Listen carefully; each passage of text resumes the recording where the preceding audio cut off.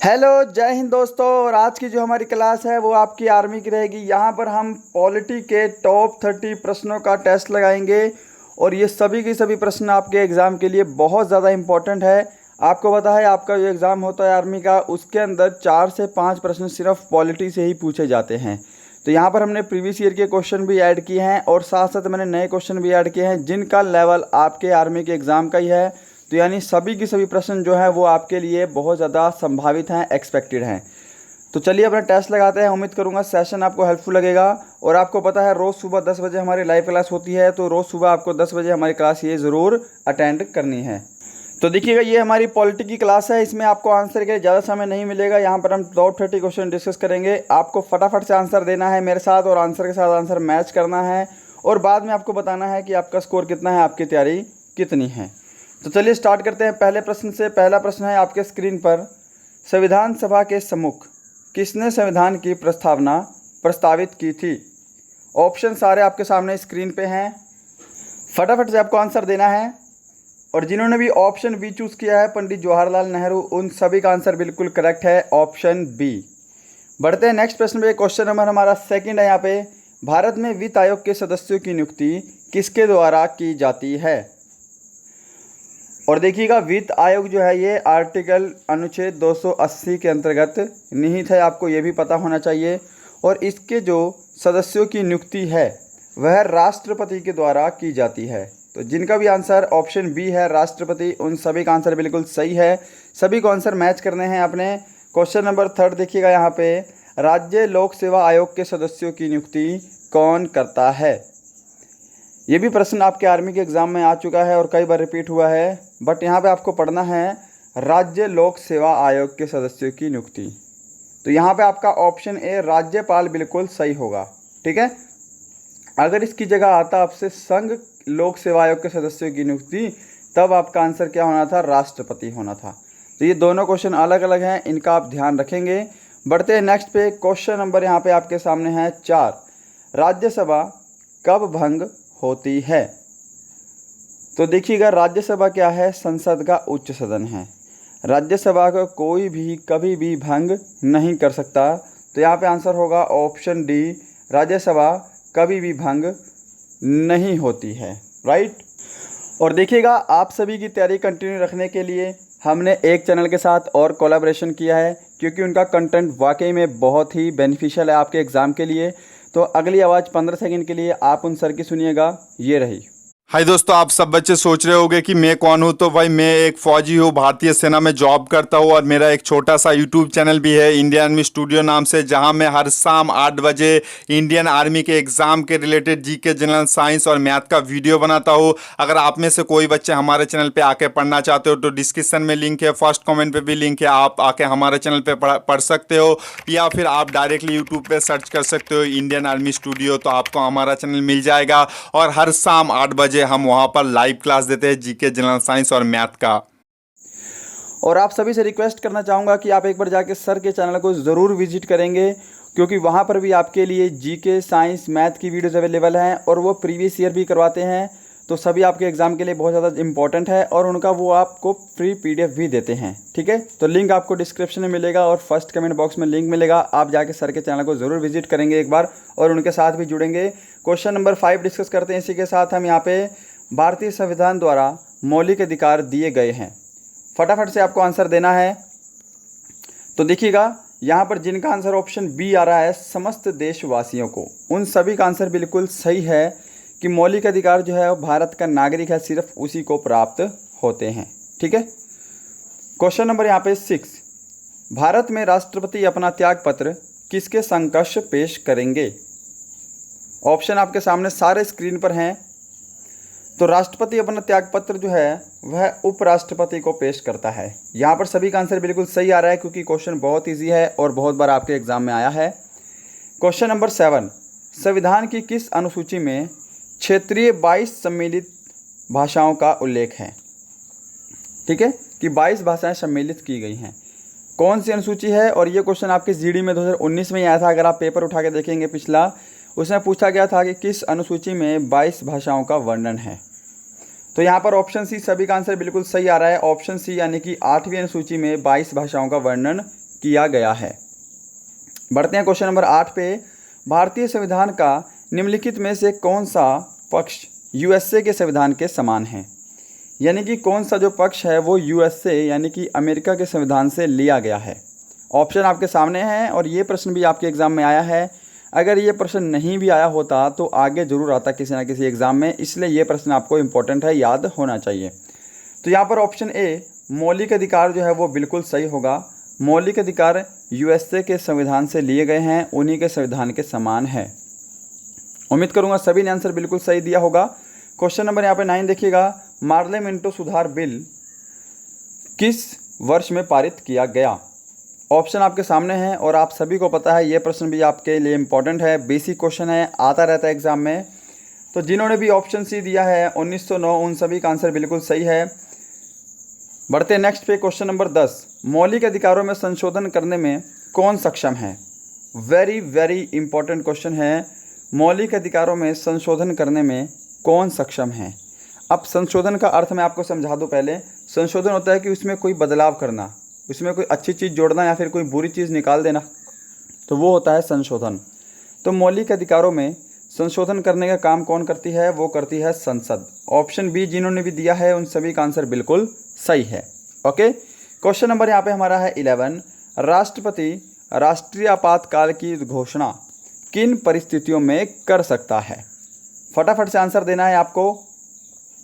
तो देखिएगा, युद्ध, सशस्त्र विद्रोह या फिर बाह्य आक्रमण, इन सभी की उपस्थिति में ऐसी परिस्थितियों में राष्ट्रपति राष्ट्रीय आपातकाल की घोषणा कर सकता है। तो ऑप्शन सभी के आ रहे हैं यहाँ पे, ऑप्शन डी करेक्ट होगा, ये सभी। फटाफट से देखते हैं अपना नेक्स्ट क्वेश्चन। क्वेश्चन नंबर 12 है। भारतीय संविधान निम्नलिखित में से कौन सी नागरिकता प्रदान करता है? तो भारतीय संविधान कौन सी नागरिकता प्रदान करता है? तो आपको पता होगा कि एक राज्य में, एक पूरे भारत में सिर्फ एक ही आधार कार्ड, एक ही वोटर कार्ड बनता है। ठीक है, अगर हम लीगली बात करें, यदि आपके पास किसी अदर स्टेट का आधार कार्ड या वोटर कार्ड है तो आप किसी अदर स्टेट का नहीं बना सकते, आपको वो आधार कार्ड कैंसिल करवाना पड़ता है। ठीक है, तो भारत में कौन सी नागरिकता है भाई? भारत में एकल नागरिकता है। ठीक है, अच्छा, दोहरी नागरिकता भी पूछ सकता है। दोहरी नागरिकता किस देश की है? तो आपको ध्यान रखना है यूएसए, संयुक्त राज्य अमेरिका की नागरिकता क्या है? दोहरी है। और भी कई देश हैं, बस ये देश जो है यह इंपॉर्टेंट है, आपको ध्यान रखना है। नेक्स्ट क्वेश्चन देखिएगा, क्वेश्चन नंबर 13। संविधान की निम्नलिखित अनुसूचियों में से कौन सी दल बदल विरोधी कानून से संबंधित है? तो दल बदल कानून से संबंधित कौन सी अनुसूची है? सभी को प्रश्न पता होगा क्योंकि बिल्कुल बेसिक क्वेश्चन है आपके पॉलिटी का। तो यहाँ पे होगा ऑप्शन सी, 10वीं अनुसूची से संबंधित है दल बदल विरोधी कानून। सभी का आंसर बिल्कुल सही है ना? ओके, क्वेश्चन नंबर 14 देखिएगा। संविधान के किस अनुच्छेद में संविधान के संशोधन की प्रक्रिया का उल्लेख है? अब ये प्रश्न इंपॉर्टेंट है क्योंकि इसमें क्या उल्लेख है? संविधान के संशोधन की प्रक्रिया किस अनुच्छेद में उल्लेखित है? तो देखिएगा, ये प्रश्न अभी भी आपके आर्मी के एग्जाम में नहीं आया है, बट ये प्रश्न इंपॉर्टेंट है क्योंकि इस प्रश्न की नॉलेज आपको होनी चाहिए। आपके आर्मी में नहीं आया, बट ये प्रश्न आपके आर्मी में आने लायक ही है, कोई हाई लेवल का क्वेश्चन नहीं है। ठीक है, अन्य एग्जाम में आ चुका है। तो यहाँ पे ऑप्शन डी करेक्ट होगा, आप इसको ध्यान से याद रखना।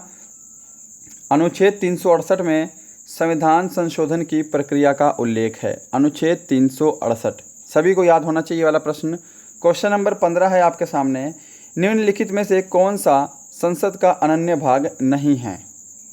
तो संसद आपको पता है राष्ट्रपति, राज्यसभा और लोकसभा से मिलकर बनती है। उपराष्ट्रपति जो है यह संसद का अभिन्न भाग नहीं है। तो ऑप्शन ए इसका करेक्ट आंसर होगा। उपराष्ट्रपति आपको पता है राज्यसभा का पदेन अध्यक्ष भी होता है। ठीक है, बट संसद का हिस्सा नहीं है। Question number 16। भारतीय संविधान के अनुसार देश का प्रथम नागरिक कौन होता है? और जो देश का प्रथम नागरिक होता है उसको बहुत सारे विशेषाधिकार मिलते हैं, उनका टैक्स भी नहीं लगता है ना, और भी बहुत सारी चीज़ें हैं, उनका आने जाने का कहीं भी किराया फ्री होता है। खैर उनको इनकी ज़रूरत पड़ती नहीं है। तो यहाँ पे ऑप्शन बी, राष्ट्रपति जो है वो भारत के प्रथम नागरिक होते हैं। ऑप्शन बी इसका बिल्कुल करेक्ट आंसर होगा। क्वेश्चन नंबर 7वां। भारतीय संविधान के किस अनुच्छेद में प्रेस की स्वतंत्रता दी गई है? फटाफट से आंसर देना है आपको, इंपॉर्टेंट क्वेश्चन है। तो प्रेस की स्वतंत्रता भारतीय संविधान के किस अनुच्छेद में दी गई है? तो अनुच्छेद 19(1). ठीक है, सभी को ध्यान रखना, ये प्रश्न बहुत ज़्यादा इंपॉर्टेंट है। 19(1) में प्रेस की स्वतंत्रता दी गई है? इंपॉर्टेंट प्रश्न ही करवाता हूँ जो आपके आने लायक होते हैं। और कमेंट बॉक्स में स्कोर ज़रूर बताना कि आपका स्कोर कितना है। प्रश्न नंबर 18 देखते हैं इसी के साथ। भाषाई आधार पर राज्यों का पुनर्गठन किस वर्ष किया गया था? अब ये प्रश्न आपको पता है, आपके एग्जाम में आ चुका है, तो आपको इसका आंसर पता ही होगा। ऑप्शन बी 1956 जो है वो बिल्कुल करेक्ट होगा। 1956 में भाषाई आधार पर राज्यों का पुनर्गठन किया गया था। अगर आपसे बोल दे कि भाषाई आधार पर राज्यों का पुनर्गठन करने की जो कमेटी है, कमेटी की स्थापना कब हुई थी, तो कमेटी की स्थापना जो है वो 1953 में हुई थी। और जो है इसने जो पुनर्गठन स्टार्ट किया था वो क्या था, 1956 से। ये आपको ध्यान रखना है, राइट। क्वेश्चन नंबर 19, मंत्रिमंडल की बैठक की अध्यक्षता कौन करता है? मंत्रिमंडल की बैठक की अध्यक्षता कौन करता है? तो प्रधानमंत्री जो आंसर दे रहे हैं उन सभी का आंसर बिल्कुल सही है, ऑप्शन बी हमारा। क्वेश्चन नंबर 20 देखिएगा, स्वतंत्र भारत के प्रथम लोकसभा अध्यक्ष कौन थे? स्वतंत्र भारत के प्रथम लोकसभा अध्यक्ष कौन थे? तो यहाँ पे आपको बताना है प्रथम लोकसभा अध्यक्ष सभी को पता होगा, गणेश वासुदेव मावलंकर। ऑप्शन डी यहाँ पे बिल्कुल आपका सही आंसर होगा। क्वेश्चन नंबर 21 है, निम्नलिखित में से भारत में पहला नगर निगम कहाँ स्थापित हुआ था? अब इस क्वेश्चन में कुछ लोग कंफ्यूज हो सकते हैं, जिन्होंने थोड़ी अच्छी तैयारी की है या फिर जो बहुत पहले से तैयारी कर रहे हैं, उनका आंसर यहाँ पे सही आएगा। तो यहाँ पर देखिएगा ऑप्शन ए चेन्नई करेक्ट होगा। चेन्नई में पहला नगर निगम स्थापित किया गया था, ये आपको ध्यान रखना है। 22 देखते हैं क्वेश्चन, यदि पंचायत भंग होती है तो किस अवधि के अंतर्गत चुनाव होंगे? तो किस अवधि के अंदर चुनाव होंगे? यदि पंचायत भंग हो जाती है तो किस अवधि के अंदर होंगे? 6 माह के अंदर आपको चुनाव करवाने पड़ते हैं। ऑप्शन सी सभी का आंसर बिल्कुल सही आ रहा है ना। कुछ लोग 2 माह भी दे रहे हैं, 2 माह गलत है भाई। 6 महीने के अंदर आपको चुनाव करवाने पड़ते हैं। 2 महीने तो पता ही नहीं लगेगा कब निकल जाएंगे यार। क्वेश्चन नंबर देखिएगा 23, राष्ट्रीय पिछड़ा वर्ग आयोग के स्थापना कब हुई थी? प्रश्न बहुत ज़्यादा इंपॉर्टेंट है, ठीक है। अभी तक एग्ज़ाम में नहीं आया है आपके एग्ज़ाम में, बट आप खुद चेक करके बताइए कि आने के लायक है या फिर उससे हाई लेवल का है ना। तो अब आगे 3-4 प्रश्न हम सन वाले ही डिस्कस करेंगे और बहुत इंपॉर्टेंट हैं। तो देखिएगा, राष्ट्रीय पिछड़ा वर्ग आयोग की स्थापना 1993 में हुई थी, ये आपको ध्यान रखना है। ऑप्शन डी बिल्कुल सही होगा यहाँ पे हमारा। क्वेश्चन नंबर 24 देखिएगा, और देखिए अगर आपको इसकी जो वीडियो है इसकी PDF चाहिए तो डिस्क्रिप्शन में आपको हमारे टेलीग्राम का लिंक मिलेगा, वहाँ पे आप जाके हमारा टेलीग्राम ग्रुप ज्वाइन कर सकते हैं। वहाँ पर आपको इसकी बिल्कुल फ्री में PDF मिलेगी, ठीक है। अगर लिंक से जो नहीं हो रहा तो टेलीग्राम पर जाके हमारे चैनल का नाम जरूर सर्च करें, शुभम ई क्लासेस। 24 नंबर क्वेश्चन, भारत के संविधान में प्रथम संशोधन हुआ था? बहुत इंपॉर्टेंट है और ये आपके एग्जाम में आ चुका है। तो इसका राइट आंसर होगा 1951। ऑप्शन बी जिन्होंने दिया है उन सभी का आंसर बिल्कुल सही है। नेक्स्ट क्वेश्चन देखिएगा, यहाँ पे क्वेश्चन नंबर 25 है, किस संविधान संशोधन अधिनियम द्वारा वयस्क मताधिकार की आयु 21 वर्ष से घटाकर 18 वर्ष कर दी गई? अब क्वेश्चन को पढ़ते ही आपको पता लग गया होगा कि क्वेश्चन जो है वो वेरी इंपॉर्टेंट है, बहुत इंपॉर्टेंट यहाँ पे क्वेश्चन है हमारा ये। तो संविधान संशोधन कौन सा है? ये 61वां संविधान संशोधन है, ये आपको ध्यान रखना है। और ये प्रश्न SSC, रेलवे और बहुत सारे स्टेट एग्जाम में आ चुका है। आपके आर्मी के एग्जाम में भी आएगा, आज नहीं आएगा तो कल आएगा, बट ये क्वेश्चन आएगा ज़रूर, क्योंकि क्वेश्चन आपके एग्जाम में आने लायक है, ठीक है। तो साथ साथ जो है मैं एक्स्ट्रा क्वेश्चन देता हूँ आपको, सिर्फ प्रीवियस ईयर करने से आपका काम नहीं चलेगा, आपको एक्स्ट्रा जो है अदर एग्जाम में आए हुए क्वेश्चन भी डिस्कस करने होते हैं, ठीक है। क्योंकि आपको पता है कि अगर मान लो 15 नंबर की अगर आपकी GK आ रही है तो इसके अंदर जो आपकी जो है 10 नंबर की प्रीवियस ईयर रहेगी या 12 नंबर की प्रीवियस ईयर रहेगी। बाकी 3 क्वेश्चन आपके पास नए आएंगे तो उसका क्या करोगे आप? वो भी तो आपको करने हैं ना। क्वेश्चन नंबर 26, भारत में मुस्लिम लीग की स्थापना कब हुई? और ये प्रश्न आपका बिल्कुल सही होना चाहिए। तो बिल्कुल सही आंसर होगा ऑप्शन डी, मुस्लिम लीग की स्थापना हुई थी 1906 ईस्वी में। क्वेश्चन नंबर 27 है, निम्नलिखित में से किसे सुपर कैबिनेट की संज्ञा दी गई है? और ये जो सुपर कैबिनेट है ये इस समय इस नाम से अवस्थित नहीं है, ठीक है। इस समय इसका नाम चेंज हो चुका है। इसका राइट आंसर होगा ऑप्शन ए, योजना आयोग को सुपर कैबिनेट बोलते हैं। और ध्यान रखिएगा 1 जनवरी 2015 को योजना आयोग का नाम बदलकर क्या कर दिया गया? नीति आयोग कर दिया गया। इसका नाम नहीं बदला, इसकी जगह नीति आयोग की स्थापना की गई है, ये आपको ध्यान रखना है। और नीति आयोग का जो अध्यक्ष होता है वो कौन होता है? PM होता है, प्रधानमंत्री होता है। तो ये सारी चीज़ें आपको पता होनी चाहिए। बढ़ते हैं क्वेश्चन नंबर 28 पे। वित्त आयोग का गठन कितनी अवधि के लिए होता है? बहुत आसान प्रश्न है। वित्त आयोग का गठन कितनी अवधि के लिए होता है? तो वो होता है 5 वर्ष के लिए। सभी का आंसर बिल्कुल सही है। क्वेश्चन नंबर 29 देखिएगा। भारत में पहली बार महिलाओं को मताधिकार कब प्राप्त हुआ? भारत में पहली बार महिलाओं को मताधिकार कब प्राप्त हुआ? तो यहाँ पर जिन्होंने भी ऑप्शन बी को दिया है 1926, उन सभी का आंसर बिल्कुल यहाँ पे सही है। क्वेश्चन नंबर 30 है और आज का हमारा लास्ट प्रश्न है भाई। निम्नलिखित में से कौन सा विषय संघ सूची के अंतर्गत समाविष्ट नहीं है?